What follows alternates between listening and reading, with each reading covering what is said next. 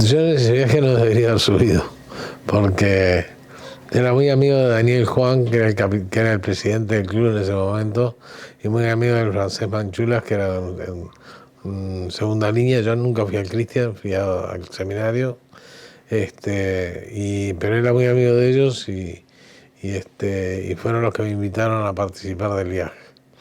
Una semana antes, más o menos, o 10 días antes de la partida hacia Chile, me comentan que ninguno de los dos iba a ir.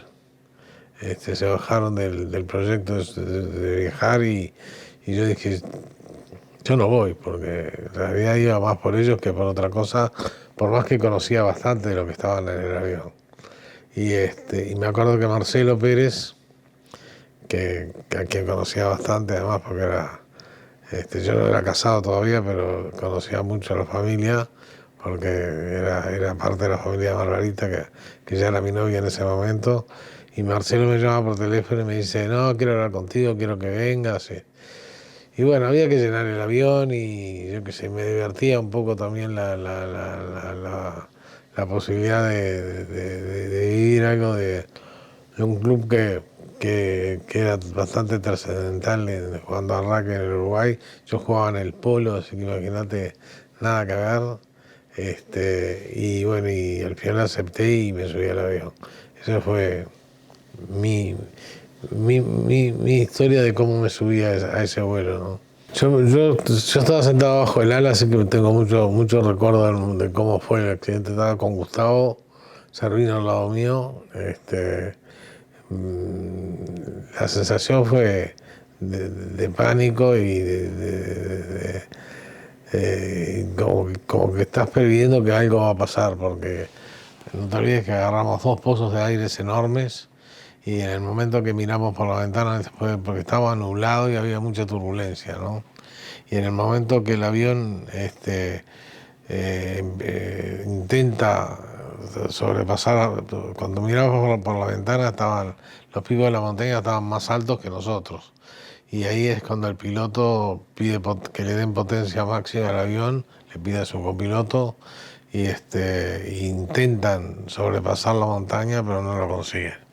Yo veo perfecto el momento que el ala pega en la montaña, pero no me puedo acordar del ruido, del estruendo de cómo se rompió el avión y cómo se partió. Esa parte como que no existe para mí. Existe en ese momento que se está deslizando el avión sobre a alta velocidad. No me doy cuenta cuando se sueltan los asientos. Yo quedé metido en el asiento de adelante, pero sí pensás que te vas a morir, porque decís, esto en algún lugar termina mal. Era para haber pegado de frente contra la montaña. Por suerte intentaron sacar el avión y el avión pega con la cola atrás. La cola va mucho más abajo de lo que fue el fuselaje, y cuando para el fuselaje empezás a revisar lo que está sucediendo, ¿no? Y yo lo primero que hago es tratar de salir de donde estaba metido abajo de los asientos no conseguía, porque me dolía mucho la pierna izquierda. Y ahí Gustavo y Roberto me ayudan a salir debajo de ese asiento. Y cuando apoyo mi pierna izquierda en el suelo, se movía hacia un lado hacia el otro. Estaba quebrado, debajo de la rodilla. Tibia y peroné quebrado y la pierna suelta. No era expuesta la fractura, pero sí estaba quebrado. Y pierna suelta. Y en ese momento fue uno de los momentos de mayor miedo y una sensación de que estás perdido en el medio de esa inmensidad que estábamos, que habíamos caído con una pierna quebrada. Yo decía, ¿cómo voy a arreglar esto? ¿Cómo voy a poder subsistir con esta pierna así? Y bueno, y el pánico que te da en ese momento fue muy fuerte para mí en ese momento, y ahí Gustavo y Roberto me ayudan a salir hacia donde estaba rota el fuselaje. Y bueno, y Roberto, que es un kamikaze, porque es un tipo con una iniciativa y nunca tiene miedo de nada y va para adelante y no era médico, porque era principiante, estudiante de medicina. Empieza a mover los huesos que tenía rotos y en un determinado momento hacen clac, encajan y están así hasta el día de hoy. Nunca más se tocaron. Cuando quise acordar estábamos parados en la mitad de la nieve, en la mitad de un valle y bueno, y estábamos ahí y de alguna manera se nos vino la noche muy rápido. No tuvimos mucho tiempo de poder apoyar a mucha gente y además tampoco tenías muchas herramientas, ¿no? O sea, las herramientas que tenías era una palabra de cariño, una caricia, un comentario para darle fuerza y darle esperanza a la persona que estaba más herida que nosotros y bueno, y eso fue lo que se hizo en el primer momento. Pero esa noche fue como decimos a veces, fue dantesca, ¿no? Fue una noche interminable, pensamos que nos íbamos a morir, un frío enorme, no estábamos preparados ni abrigados para soportar una temperatura como la que soportamos y en definitiva lo que nos ayudó fue el calor humano de nosotros mismos que nos fuimos abrazando y juntando para poder sentir un cierto confort de temperatura que era muy difícil en esa situación, ¿no? Descubrimos que el calor humano es mucho más importante de lo que uno piensa y fue de la manera que pudimos sobrevivir. Y también aprendimos esa noche que los límites van mucho más allá de lo que uno piensa, ¿no? O sea, siempre se puede resistir mucho más de lo que uno piensa que puede dar, siempre se puede dar un poco más. Y esa noche lo dimos, tuvimos la suerte de tener un fuselaje para protegernos un poco y el calor humano que nos dimos entre nosotros fue fundamental. No fue una noche muy agradable, no dormimos. Es como, fue de las peores cosas que nos pasó, fue sobrevivir a esa situación, ¿no? Gustavo Nikolic fue el que escuchó en la radio la noticia de que las búsquedas se habían cancelado y fue el que transmitió esa noticia. Y bueno, y ahí también nos transmitió unas palabras que para mí fueron fundamentales, que él vino a dar la mala noticia y dijo, tengo una mala y una buena noticia para darles. La mala es que las búsquedas fueron canceladas. La buena, que ahora sabemos que acá tenemos que salir por nosotros mismos. Y tal vez ese fue el mayor emprendimiento de nuestras vidas, ¿no? Generar esa conciencia y esa determinación de que íbamos a poder superar lo que estábamos viviendo por nosotros mismos y resolver el tema nosotros mismos como fue la realidad, ¿no? Y ahí empezamos a pensar cómo y hacia dónde salir.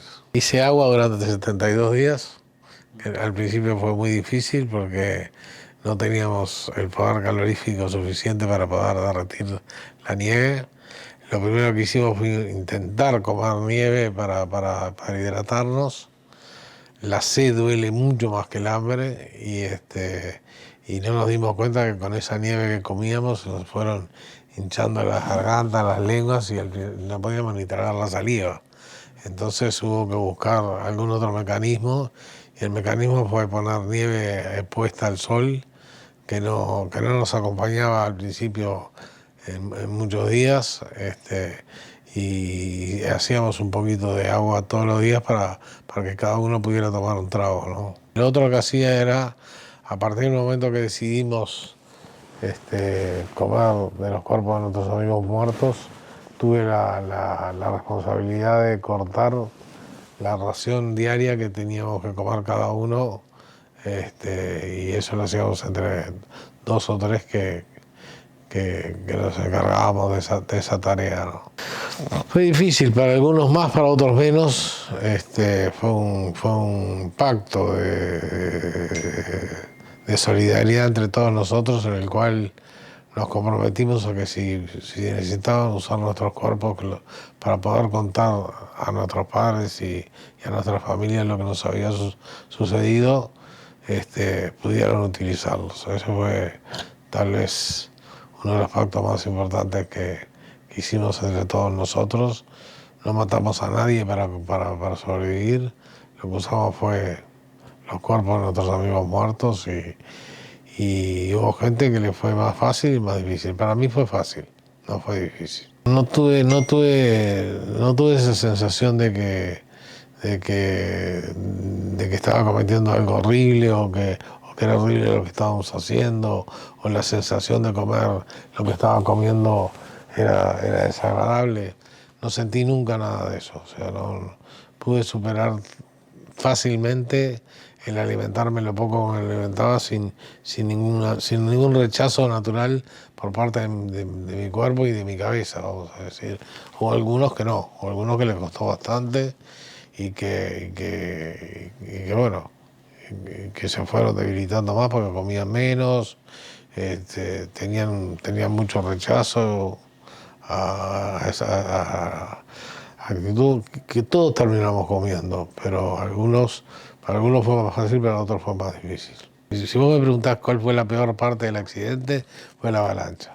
Estábamos con la casa en orden y 16 días después se te mete una avalancha dentro del fuselaje, ahogó a 8 amigos que estaban en perfectas condiciones. Era de día todavía, nos protegíamos nos protegíamos dentro del fuselaje temprano porque una vez que el sol se escondía atrás de la montaña, el frío era muy intenso, ¿no?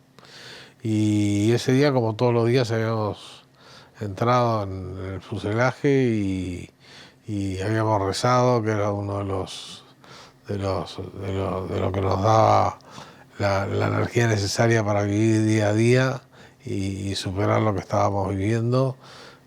Fuimos buscando mecanismos que nos permitieran tener más fortaleza. Y bueno, dentro de esos mecanismos estaba rezar, habíamos rezado, estábamos tranquilos dentro del fuselaje y en determinado momento sentimos como un temblor, como si una tropilla de caballos viniera a 200 kilómetros por hora cabalgando hacia nosotros y lo que estaba cabalgando era una avalancha, ¿no? Y ahí entra la avalancha, después hay otra avalancha enseguida después y quedaron todos tapados. Yo lo miraba desde arriba y ahí la desesperación fue enorme. Ahí Roy, que fue el primero en salir, empezó a abrir agujeros en la nieve y quién decide quién muere y quién queda no se sabe, pero hubo gente que sobrevivió muchos minutos bajo la nieve y hay gente que no. Y no sabes quién decide y el por qué, el para qué. Yo creo que no merecíamos que nos sucediera eso. Después de todo lo que habíamos pasado fue como algo que no entendíamos el por qué y el para qué.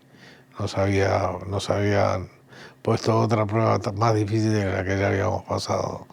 Y fueron 3 días y 3 noches encerrados, con todos mojados, porque había nieve dentro de todo el fuselaje, en un espacio muy chico, con poco oxígeno, pasándola muy mal hasta que finalmente en el tercer día consiguieron salir por la parte de la cabina de los pilotos, rompieron la ventana del piloto que estaban ahí en su asiento porque habían fallecido ahí, estaban ahí y empezamos a salir por esa ventanita. Yo creo que yo estuve 3 días más mientras fueron abriendo el fuselaje hasta que pude salir por donde salía siempre, que era por la parte de atrás del avión. Y ellos entraban y salían y bueno, y ahí empezaron a limpiar toda la nieve que había entrado dentro del fuselaje, pero estuvieron como 3 días para poder abrir otra vez la salida por donde estaba roto el avión, ¿no? Cuando Roberto, Nando y Tintín suben, Tintín vuelve y nos cuenta que del otro lado, en lugar de verdes valles chilenos, lo que había era mucho más nieve y mucho más montaña. Y esa fue una de las razones por las cuales el Tintín vuelve por asignación de recursos y porque estaba medio lastimado en un pie y bueno, y decidieron que volviera él y Nando y Roberto quedaron arriba y empezaron a mirar que del otro lado había mucho más nieve de la que pensaban. Roberto también ve un camino que había al lado argentino y le propone a Nando volver a ese camino que se veía bastante bien. Y era un camino que iba a una mina de azufre que había en el Valle del Atuel, donde nosotros no sabíamos que entre nosotros y el soñado, que era una montaña de 5.000, 6.000 metros, estaba ese valle, y Roberto le propone a Nando volver y buscar ese camino. Y Nando le dice que no. Nando le dice que él ya había tomado la decisión, que iba a ir hacia Chile, que era donde teníamos más posibilidades de encontrar ayuda que pudiera sacarnos de aquel lugar. Y Roberto en el principio le dice que lo más lógico sería volver. Y esa noche Nando le dice, mira Roberto, si vos no vas, yo me voy solo. Así que toma la decisión y decime qué quieres hacer. Y le dijo, dame la noche y mañana te respondo. Y al otro día de mañana, un día divino, con sol, vieron la vida de otra manera y no se equivocaron porque nadie más murió. Después que ellos salieron, todos quedamos vivos. Cada día que pasaba era un poquito más de angustia que teníamos, ¿no? Se nos iba un poquito de esperanza. Cada día que pasaba era un poquito bueno de esperanza que tenías. Fueron angustiantes esos días, porque todas las cartas estaban jugadas en esa expedición por la que tanto habíamos trabajado y habíamos conseguido resolver el problema hasta de la dormida de la noche. Hicimos un gran sobre de dormir con un material que encontraron en la cola. Toda la esperanza estaba en esa expedición. Y el tiempo que nos habíamos delimitado para su llegada, vamos a decir, a algún lugar que nos pudieran rescatar, era de 10 días. Y fueron 10 días los que pasaron para que nos enteráramos de lo que había pasado. Salieron un 12 de diciembre y un 22 nos enteramos de que habían aparecido. Nos enteramos por la radio que teníamos y bueno, y ese fue uno de los momentos de mayor alegría de nuestra vida, ¿no? Imagínate que todo lo que habíamos hecho, todo lo que habíamos, todo el esfuerzo que se había hecho, la confianza que habíamos depositado en esas dos personas que hicieron un esfuerzo enorme para llegar a donde llegaron, y bueno, y festejamos